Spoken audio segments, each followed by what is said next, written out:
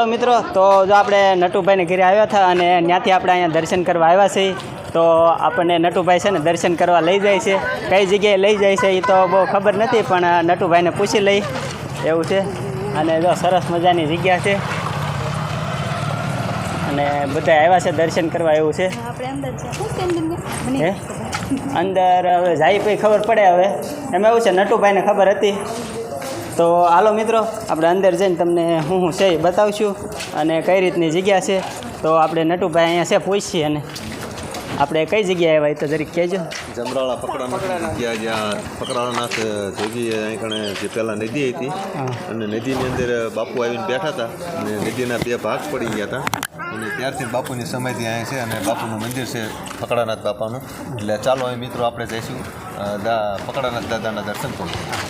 તો બધા મિત્રો વિડીયોમાં બન્યા રહેજો, તમને પણ દર્શન કરાવશું અને મસ્ત મજાની જગ્યા છે, તમે જોઈ શકતા છો. અને જો અહીં કેવું મસ્ત મજાના ઝાડવાને એવું સોંપાઈ ગયું છે અને બધી જગ્યાએ અલગ અલગ નામ લખેલા છે એવું છે. અને જો અમારા મહેમાન આવેલા હતા તો એ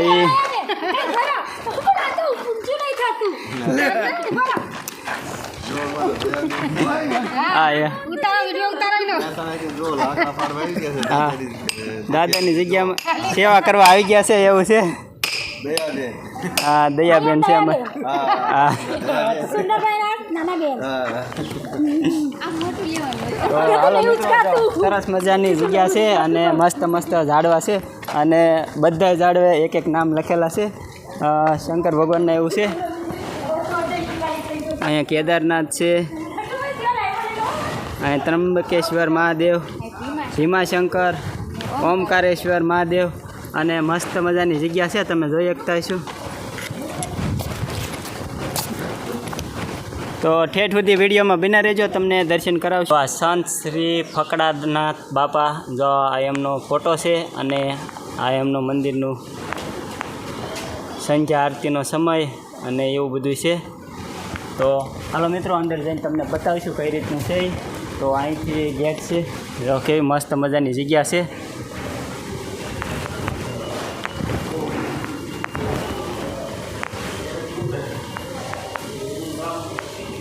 અને સરસ મજાની સુબી લાગેલી છે, તમે જોઈ શકતા છો.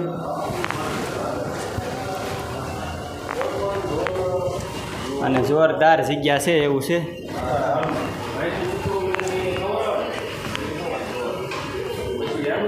તો હા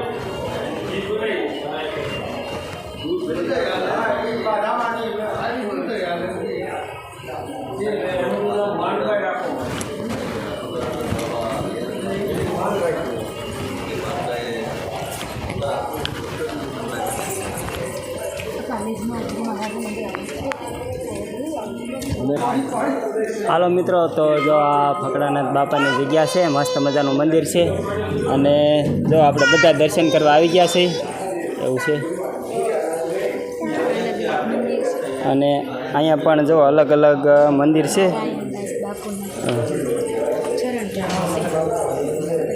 જો અહીંયા ફકડાનાથ બાપાની જગ્યા છે મસ્ત મજાની. તો અહીંયા તે બેઠા હતા એવું છે અને અહીંનો ઇતિહાસ થોડોક છે, તો એ આપણે ભાઈ પાસેથી જાણીશું એવું છે.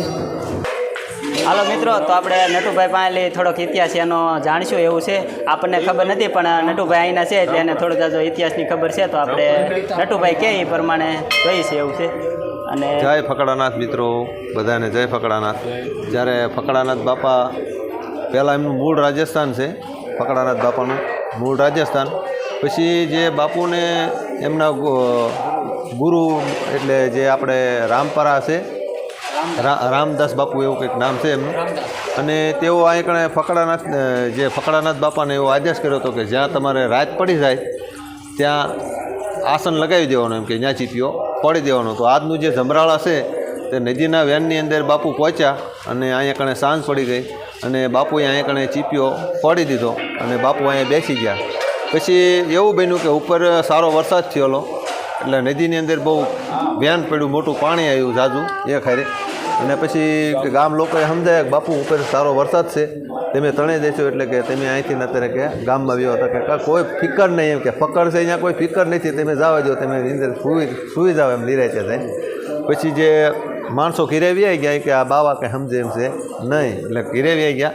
અને સવારે આવીને જોયો તો બાપુ એના એ આસન ઉપર બેઠા હતા અને એ ધૂણી ધખાવેલી અને નદીના 2 વિભાગ કરી નાખ્યા. એવો આ સમર્થ ફકડાનાથ બાપાની જગ્યા છે. બધા મિત્રો કોમેન્ટમાં લખજો, જય ફકડાનાથ, જય ફકડાનાથ. જય ફકડાનાથ બાપા. અને આ રીતનો કંઈક ઇતિહાસ છે. અને હજી આપણે મંદિરની વિઝિટ કરવાની છે. હજી મંદિરમાં ઘણું બધું છે તો તમને બતાવીશું, તો વિડીયોમાં બના રહેજો. જે આ કોળ કહેવાય, હા, આમાં તેલ જે આપણે પહેલાંના માણસો આમાં તેલ ભરતા હતા. એટલે ભાવનગર રાજાને જ્યારે ભાઠું મટાડ્યું ને એ વખતે એમની માનતા હતી કે હું અહીંયા આપણે જમરાળ આવી અને હનુમાન દાદાને તેલ ચડાવીશ. પછી દાદાને તેલ ચડાવ્યું ફકડાનાથ જગ્યામાં આવીને હનુમાન દાદાને. પછી પાછા જે એમની હારે માણસો હોય, અમુક એક માણસ હતા એમના વાણિયા કરીને જે એમના જે હતા, તેમને કીધું કે બાપુ કે બાવા પાસે એવી કંઈક મેલી વિદ્યા હોય તો એ આવું બધું કરી શકે એમ. કારણ કે જે એમની જે દાદાની જે ઓલી હતી ત્યાંથી ડેરીમાંથી એક પણ ટીપું તેલનું બહાર નીકળ્યું નહોતું. એટલે એમ કે એમને એમ થયું કે આ કંઈક એમની પાસે એવી કદામત હશે તો આ તેલ ન નીકળે એમ. તો એમને કીધું કે એવું ન હોય. ત્યાં શંકા કરી એટલે આ તારું તેલ મને ચડ્યું નથી. તો કે હું આ લટમાંથી તારું તેલ આમ કે આમ જે એમને ડેરીમાં આમ લટ બોળી અને હવામાન તેલ પાછું આમાં ભરી દીધું હતું. એ કે આવું તો કરી દે કે એમ કે તેલને સિંદૂર બેનને નોખું પાડી દે તો હાસો જોઈએ. તો ફકડાનાથ બાપાએ તેલ અને સિંદૂર પણ નોખું પાડી દીધું હતું. એવો કંઈક આનો ઇતિહાસ છે. તો હાલો મિત્રો, જો અહીંયા ફકડાનાથ બાપાનો ધૂણો છે, તમે જોઈ શકતા હશો. તો આ રીતનો ધૂણો છે.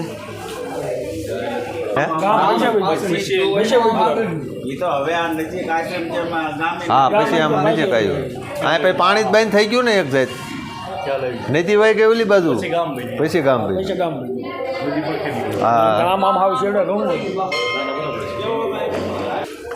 તો હાલો મિત્રો, અહીંનો પણ કંઈક ઇતિહાસ છે તો આપણને કહે છે.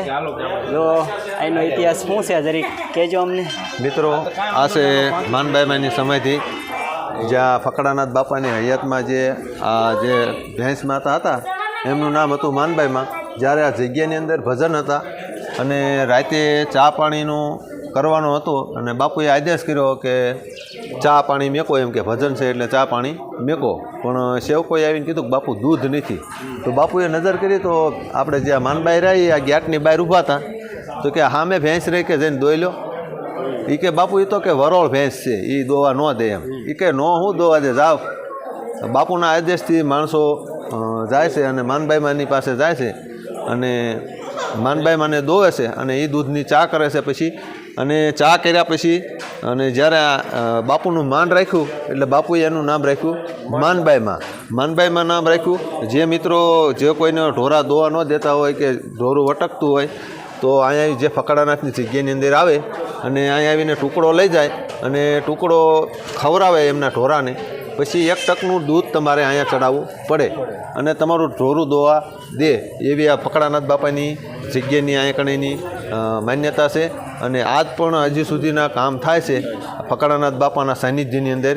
આ માનબાઈમાનું જે માનબાઈમાં એ માન રાખ્યું હતું એમ જ રીતે હજી આ તારીખ સુધી ગમે એ માણસો આવે અને જો માનતા કરે અને ટુકડો અહીંથી લઈ જાય એટલે એમનું ઢોરું દોવા દે. એવું આ કણે માનબાઈમાં એ પણ કામ કરે છે માનબાઈમાં. અને ફકડાનાથ બાપાનું માન રાખ્યું એટલે એમનું નામ રાખ્યું છે માનબાઈમાં. જય ફકડાનાથ. એ અહીંથી આપે આપણને. પછી સરસ મજાની મૂર્તિ છે તો તમે જોઈ શકતા હશો.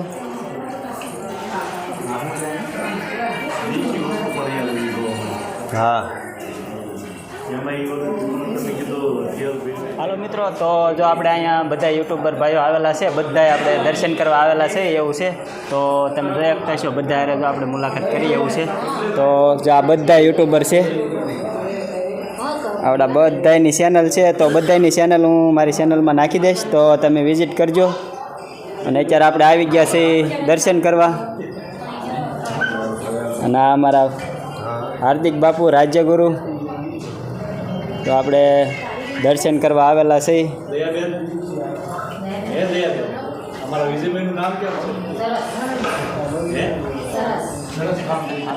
તો આપણે તો શાની પ્રસાદી આવી ગઈ છે તો શાની પ્રસાદી લઈ લઈ એવું છે. તો તો જો બધા સાની પ્રસાદી લે છે. ફકડાનાથ બાપાની જગ્યાએ ચા ઘટે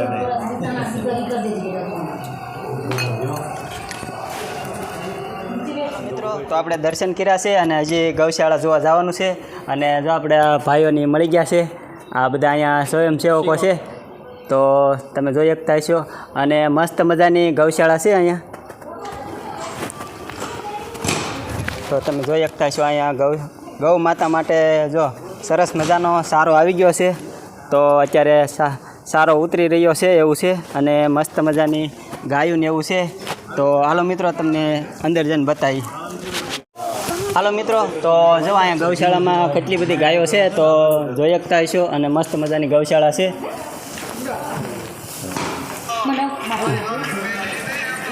નહીં મારે જો આ બધી મસ્ત મજાની નહીં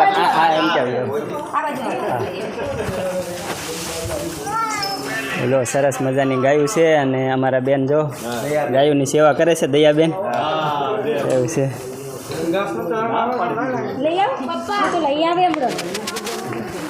અને અમારા નવ્યાબેન નવ્યાબેન જો ગાયોને સારો ખવડાવે છે એવું છે. જો સરસ મજાનું નાનું એવું વાસરડું છે, તમે જોઈ શકતા હશો. અને અમારા નવ્યાબેન તો બીવે છે એવું છે.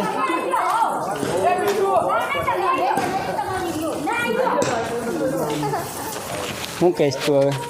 અહીંયા જો કેવું બધું જોવાયા અને ખૂબ મજા આવી ને તમે બધા પણ આવજો. અને અમને તો બહુ મજા આવી. સવારના આવેલા છે જે અત્યારે કેટલા વાગ્યા છે? તો અત્યારે 6:30 થશે તો એ રખડવી જ છે. હા એવું છે. અને મજા આવી છે અને દર્શન કર્યા છે એવું છે. તો જો અહીંયા આપણે ફોટા શૂટ હાલે છે એવું છે.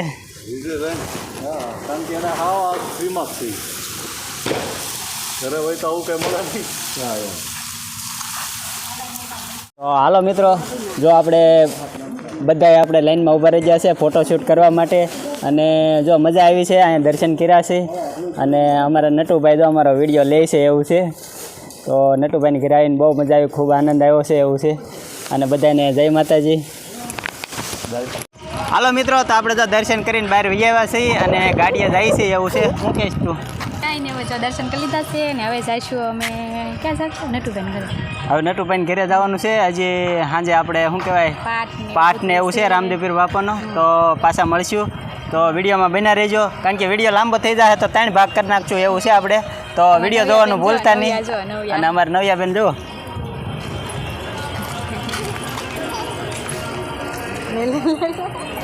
અને આપણી ગાડી અહીંયા પીડી છે એવું છે. તો હાલો મિત્રો, મળીએ પછી પાછા. હાલો મિત્રો, તો જો આપણે હવે જીતુભાઈના ઘરે ચા પાણી પીવા અને આટો મારવા આવ્યા છે એવું છે. તો હાલો આપણે જઈએ જીતુભાઈના ઘરે અને મળીએ જીતુભાઈને ને એવું છે.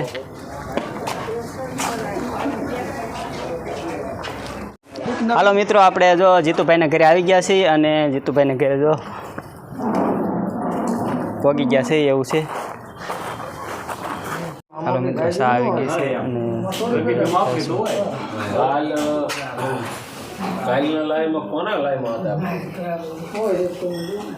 હાલો મિત્રો, તો આપણે જો ભરતભાઈના ઘરે આવી ગયા છીએ અને અહીંયા જ છે બધું આયોજન ને એવું અહીંયા જ છે. તો બધા મિત્રો વિડીયોમાં બના રહેજો, આગળ તમને બતાવશું કઈ રીતનું છે. જય. તો અહીંયા રામાપીર બાપાનો જો પાઠની તૈયારી થઈ રહી છે.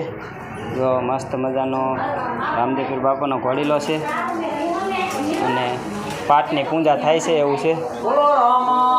પીરની જય.